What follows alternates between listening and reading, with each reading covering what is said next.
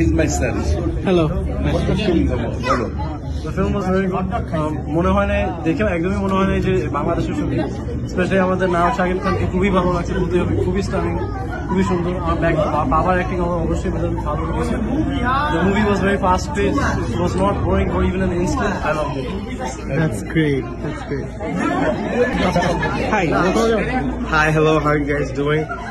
Borbaad, we've been waiting, অনেক দিন ধরে ওয়েট করতেছি কবে আসবে ডালাসে কবে আসবে, নিউ ইয়র্কে অনেক আগে আসছিল, আসছে। আজকে যে দেখলাম, এতদিন আশা যে করে আসছিলাম এবং করে যে দেখলাম, I am more than satisfied. আমি অনেক অনেক হ্যাপি। কি বলবো যে বাংলাদেশ এখন ফাইনালি, এই কিছুদিন আগে সাকিব আঙ্কেলের আরেকটা মুভি বের হয়েছিল তুফান, ওটাও তো ফ্যান্টাস্টিক, এন্ড দিস কেপ্ট ইট।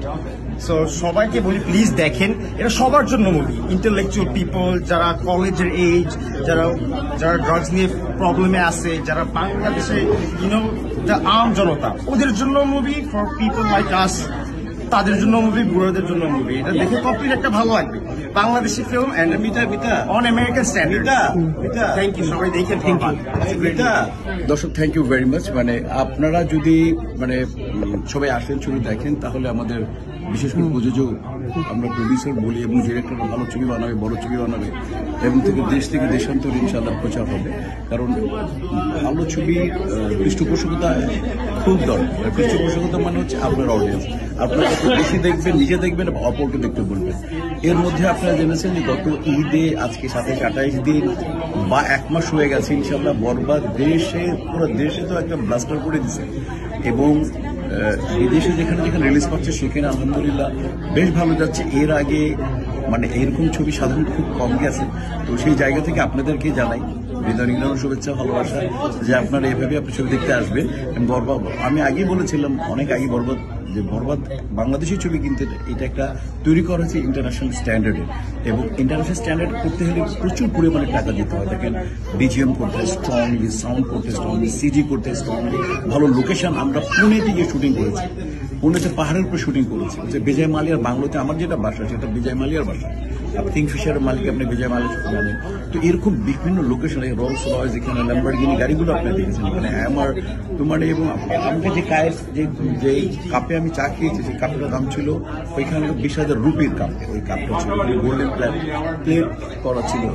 কাজে হচ্ছে যে ডিরেক্টর, আমি ওই দুটো কাজ করেছিলাম, ওটিটি কাজ করেছিলাম।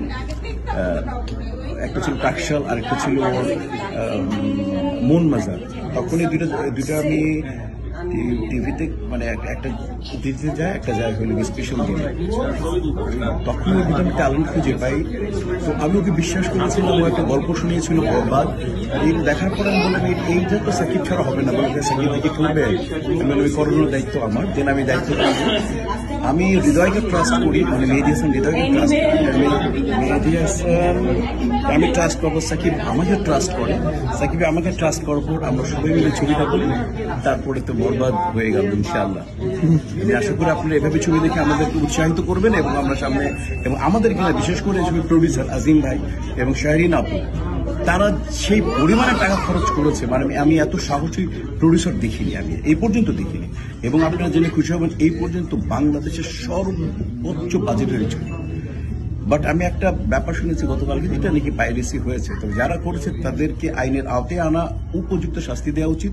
এর আগেও ঠিক কমার্শিয়াল ছবিতে এরকম একটা কষাঘাত এসেছিল এবং চলচ্চিত্রকে বিনষ্ট করে দিয়ে গেছে পাইরেসিকে যদি এখনো ঠেকানো না যায়, তাহলে চলচ্চিত্রে এইরকম আজকে একটা আজিম ভাই, একটা শাহরিন আপু আর আসবে এবং চলচ্চিত্র আবার ব্যাক করবে। স্পেশালি যে আমরা কমার্শিয়াল ছবি যারা বানাই, যাতে কমার্শিয়াল একটা ছবি হিট হলে হয় কি, এটা প্রডিউসার অনেক টাকা পায়, টেকনিশিয়ানস অনেক নাম করে, তখন অনেক ছবি বানাতে ইন্ডাস্ট্রি ঘুরে দাঁড়ায়। আমি আবার আপনাদেরকে, যারা আমাকে দেখছেন তাদের সবাইকে, হোল আমেরিকায় যারা আছেন বা যারাই আমাকে দেখছেন তাদের সবাইকে বরবাদ দেখার জন্য আমি আমন্ত্রণ রইল। সুস্থ থাকুন, সুন্দর থাকুন এবং বাংলা চলচ্চিত্রের পাশে থাকুন। Thank you so much.